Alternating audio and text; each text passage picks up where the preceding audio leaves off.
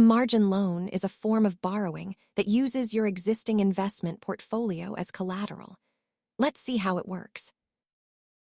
At its core, a margin loan is about leverage. You are borrowing money from your broker to buy more securities than you could otherwise afford. Regulation T, set by the Federal Reserve, typically limits you to borrowing half of the purchase price of eligible securities.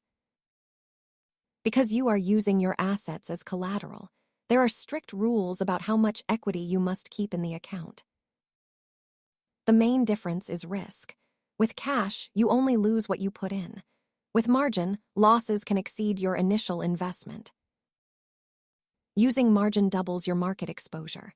If the market rises, your gains are higher, but if it falls, your losses accelerate. The golden rule of margin is to treat it with extreme caution. Market volatility can trigger a demand for cash at the worst time. Margin loans are complex tools that carry significant risk. Always check your broker's specific terms. Thanks for watching, and remember to invest wisely.